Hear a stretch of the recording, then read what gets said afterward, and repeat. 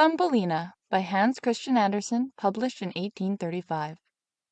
There once was a woman who wanted so very much to have a tiny little child, but she did not know where to find one. So she went to an old witch, and she said, "I have set my heart upon having a tiny little child. Please, could you tell me where I can find one?" "Why, that's easily done," said the witch. "Here's a grain of barley for you, but it isn't at all the sort of barley that farmers grow in their fields, or that the chickens get to eat. Put it in a flower pot, and you'll see what you shall see." "Oh, thank you," the woman said. She gave the witch 12 pennies, and planted the barley seed as soon as she got home. It quickly grew into a fine, large flower, which looked very much like a tulip, but the petals were folded tight, as though it were still a bud. "This is such a pretty flower," said the woman. She kissed its lovely red and yellow petals, and just as she kissed it, the flower gave a loud pop and flew open. It was a tulip, right enough, but on the green cushion in the middle of it sat a tiny girl. She was dainty and fair to see, but she was no taller than your thumb, so she was called Thumbelina. A nicely polished walnut shell served as her cradle. Her mattress was made of the blue petals of violets, and a rose petal was pulled up to cover her. That was how she slept at night. In the daytime she played on a table where the woman put a plate surrounded with a wreath of flowers. Their stems lay in the water, on which there floated a large tulip petal. Thumbelina used the petal as a boat, and with a pair of white horsehairs for oars she could row clear across the plate, a charming sight. She could sing, too. Her voice was the softest and sweetest that anyone ever has heard.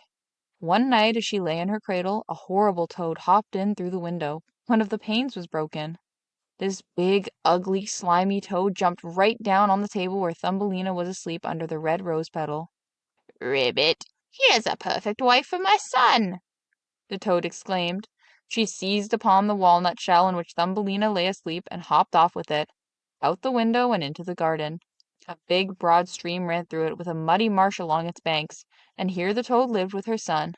Ugh, he was just like his mother, slimy and horrible.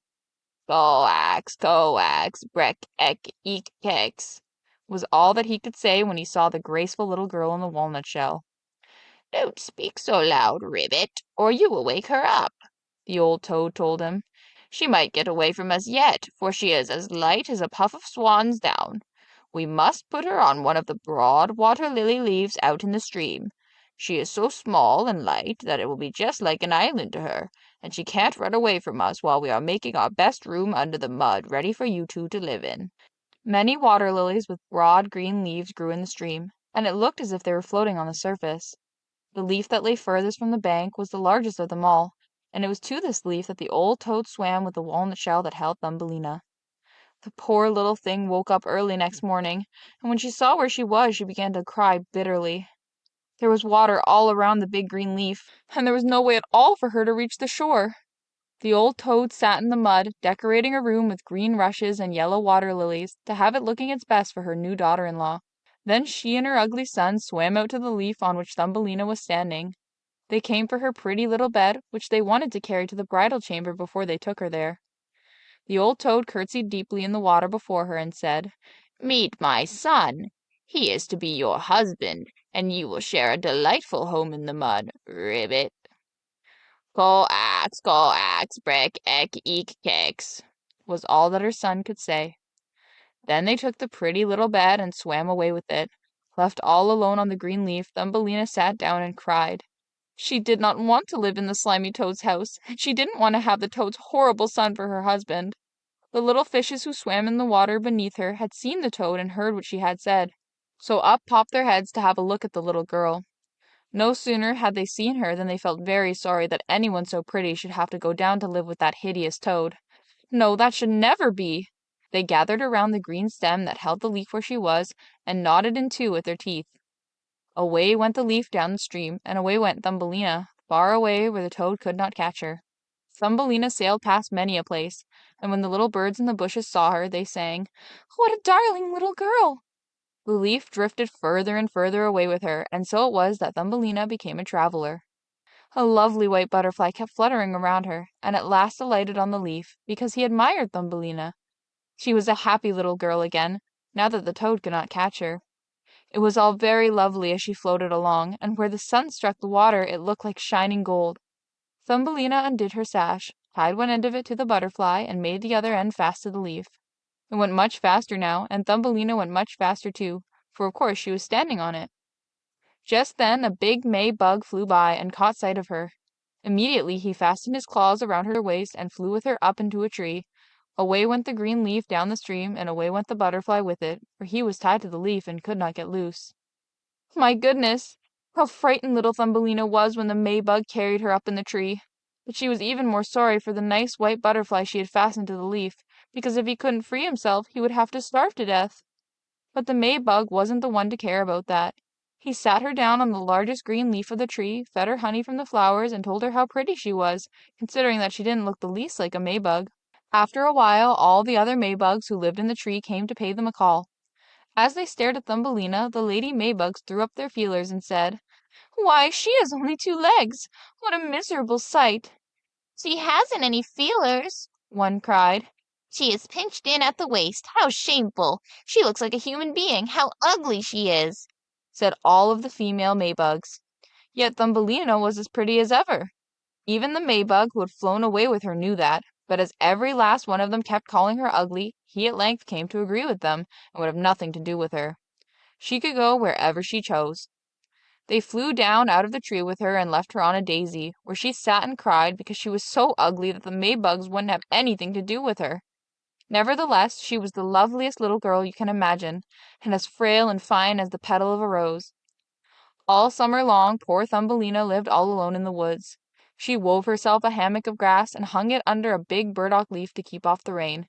She took honey from the flowers for food and drank the dew that she found on the leaves every morning. In this way the summer and fall went by. Then came the winter, the long, cold winter. All the birds who had sung so sweetly for her flew away. The trees and the flowers withered. The big burdock leaf under which she had lived shriveled up until nothing was left of it but a dry yellow stalk.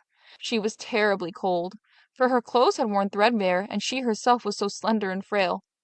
Poor Thumbelina! She would freeze to death. Snow began to fall, and every time a snowflake struck her, it was as if she had been hit by a whole shovelful, for we are quite tall, while she measured only an inch. She wrapped a withered leaf about her, but there was no warmth in it. She shivered with cold. Near the edge of the woods, where she now had arrived, was a large grain field, but the grain had been harvested long ago. Only the dry, bare stubble stuck out of the frozen ground. It was just as if she were lost in a vast forest, and oh, how she shivered with cold! Then she came to the door of a field mouse who had a little hole amid the stubble. There this mouse lived, warm and cozy, with a whole storeroom of grain, and a magnificent kitchen and pantry. Poor Thumbelina stood at the door, just like a beggar child, and pled for a little bit of barley, because she hadn't had anything to eat for 2 days past. Why, you poor little thing, Said the field mouse, who turned out to be a kind-hearted old creature. you must come into my warm room and share my dinner. She took such a fancy to Thumbelina that she said, If you care to, you may stay with me all winter, but you must keep my room tidy and tell me stories, for I am very fond of them. Thumbelina did as the kind old field mouse asked, and she had a very good time of it.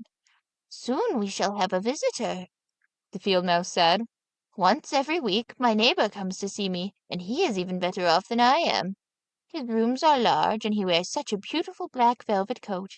If you could only get him for a husband, you would be well taken care of. But he can't see anything. You must tell him the very best stories you know. Thumbelina did not like this suggestion. She would not even consider the neighbor because he was a mole. He paid them a visit in his black velvet coat. The field mouse talked about how wealthy and wise he was, and how his home was more than 20 times larger than hers, but for all of this knowledge he cared nothing at all for the sun and the flowers. He had nothing good to say for them, and had never laid eyes on them. As Thumbelina had to sing for him, she sang May bug, fly away home, and The monk goes afield. The mole fell in love with her sweet voice, but he didn't say anything about it yet, for he was a most discreet fellow. He had just dug a long tunnel through the ground from his house to theirs, and the field mouse and Thumbelina were invited to use it whenever they pleased, though he warned them not to be alarmed by the dead bird that lay in this passage. It was a complete bird with feather and beak. It must have died quite recently, when winter set in, and it was buried right in the middle of the tunnel. The mole took in his mouth a torch of decayed wood. In the darkness it glimmered like fire. He went ahead of them to light the way through the long, dark passage. When they came to where the dead bird lay, the mole put his broad nose to the ceiling and made a large hole through which daylight could fall. In the middle of the floor lay a dead swallow, with his lovely wings folded at his sides and his head tucked under his feathers. The poor bird must certainly have died of the cold. Thumbelina felt so sorry for him. She loved all the little birds who had sung and sweetly twittered to her all through the summer. But the mole gave the body a kick with his short stumps and said, "Now he won't be chirping any more. What a wretched thing it is to be born a little bird. Thank goodness none of my children can be a bird who has nothing but his chirp chirp and must starve to death when the winter comes along." Yes, you are so right, you sensible man, the field mouse agreed.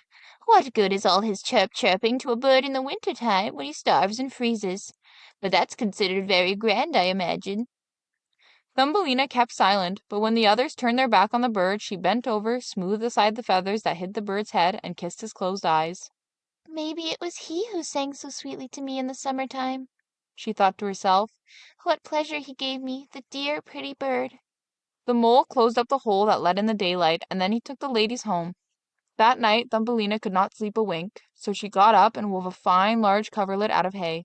She took it to the dead bird and spread it over him so that he would lie warm in the cold earth. She tucked him in with some soft thistledown that she had found in the field mouse's room. Goodbye, you pretty little bird, She said. Goodbye, and thank you for your sweet songs last summer, when the trees were all green and the sun shone so warmly upon us. She laid her head on his breast, and it startled her to feel a soft thump, as if something were beating inside. This was the bird's heart. He was not dead, he was only numb with cold, and now that he had been warmed, he came to life again. In the fall, all swallows fly off to warm countries, but if one of them starts too late, he gets so cold that he drops down as if he were dead and lies where he fell, and then the cold snow covers him. Thumbelina was so frightened that she trembled, for the bird was so big, so enormous compared to her own inch of height. But she mustered her courage, tucked the cotton wool down closer around the poor bird, brought the mint leaf that covered her own bed, and spread it over the bird's head. The following night she tiptoed out to him again. He was alive now, but so weak that he could barely open his eyes for a moment to look at Thumbelina, who stood beside him with the piece of touchwood that was her only lantern. "Thank you, pretty little child," the sick swallow said. "I have been wonderfully warmed. Soon I shall get strong once more, and be able to fly again in the warm sunshine." Oh, she said, it's cold outside. It's snowing and freezing. You just stay in your warm bed, and I'll nurse you. Then she brought him some water in the petal of a flower. The swallow drank, and told her how he had hurt one of his wings in a thorn bush, and for that reason couldn't fly as fast as the other swallows when they flew far, far away to the warm countries. Finally, he had dropped to the ground. That was all he remembered, and he had no idea how he came to be where she found him. The swallow stayed there all through the winter, and Thumbelina was kind to him and tended him with loving care. She didn't say anything about this to the field mouse or to the mole, because they did not like the poor unfortunate swallow. As soon as spring came and the sun warmed the earth, the swallow told Thumbelina it was time to say good-bye. She reopened the hole that the mole had made in the ceiling, and the sun shone in splendor upon them. The swallow asked Thumbelina to go with him. She could sit on his back as they flew away through the green woods. But Thumbelina knew that it would make the old field mouse feel badly if she left like that, so she said, No, I cannot go. fare you well, my good and pretty girl," said the swallow as he flew into the sunshine. Tears came into Thumbelina's eyes as she watched him go, for she was so fond of the poor swallow. "Chirp, chirp," sang the bird as he flew into the green woods. Thumbelina felt very downcast. She was not permitted to go out in the warm sunshine. Moreover, the grain that was sown in the field above the field mouse's house grew so tall that, to a poor little girl who was only an inch high, it was like a dense forest. You must work on your trousseau this summer, The field mouse said, for their neighbor, that loathsome mole in his black velvet coat, had proposed to her. You must have both woolens and linens, both bedding and wardrobe, when you become the mole's wife. Thumbelina had to turn the spindle, and the field mouse hired 4 spiders to spin and weave for her day and night.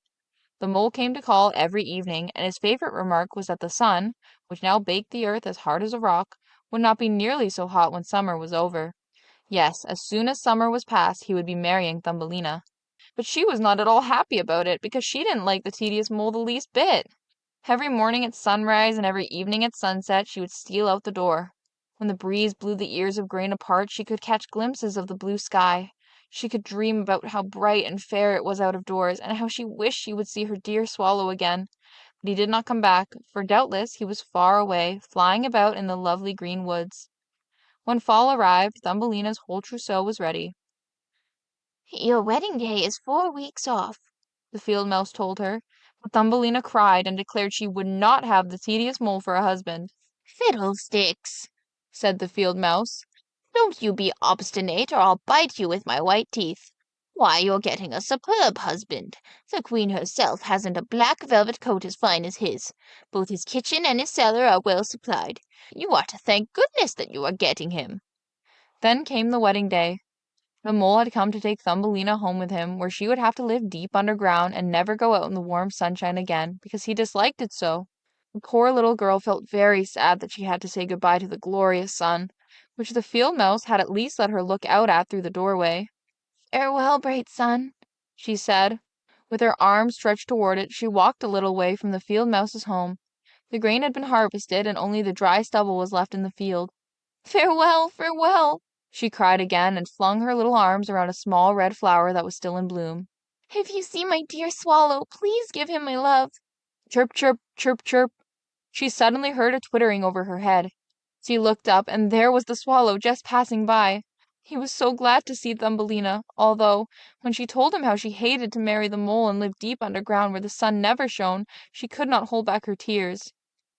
"Now that the cold winter is coming," the swallow told her, "I shall fly far, far away to the warm countries. Won't you come along with me? You can ride on my back. Just tie yourself on with your sash, and away we'll fly, far from the ugly mole and his dark hole. Far, far away, over the mountains, to the warm countries where the sun shines so much fairer than here, where it is always summer and there are always flowers.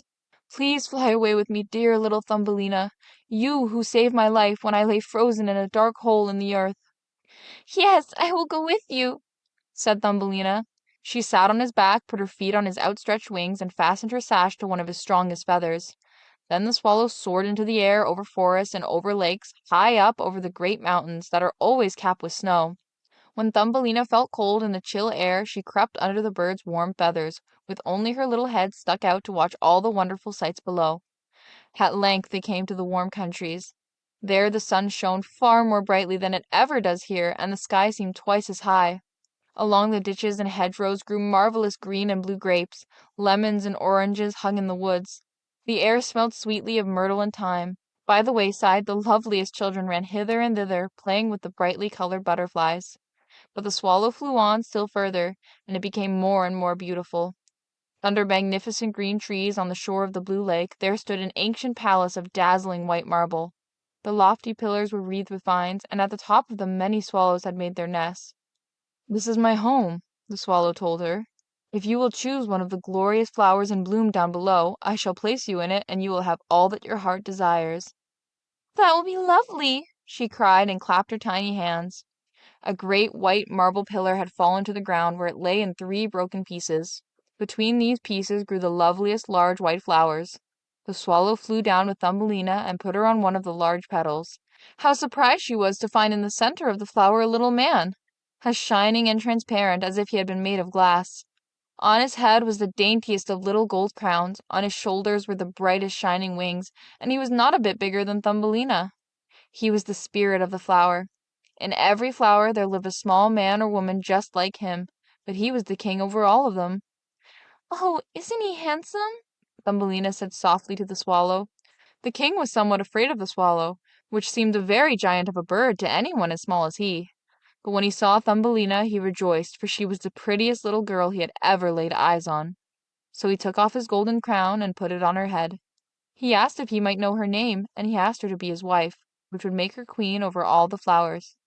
Here indeed was a different sort of husband from the toad's son and the mole with his black velvet coat. So she said "Yes" to this charming king. From all the flowers trooped little ladies and gentlemen delightful to behold. Every one of them brought Thumbelina a present, but the best gift of all was a pair of wings that had belonged to a large silver fly. When these were made fast to her back, she too could flit from flower to flower. Everyone rejoiced as the swallow perched above them in his nest and sang his very best songs for them. He was sad, though, deep down in his heart, for he liked Thumbelina so much that he wanted never to part with her. "You shall no longer be called Thumbelina," the flower spirit told her. "That name is too ugly for anyone as pretty as you are. We shall call you Maya." "Goodbye, goodbye," said the swallow. He flew away again from the warm countries back to faraway Denmark, where he had a little nest over the window of the man who can tell you fairy tales. To him the bird sang chirp, chirp, chirp, chirp, and that's how he heard the whole story.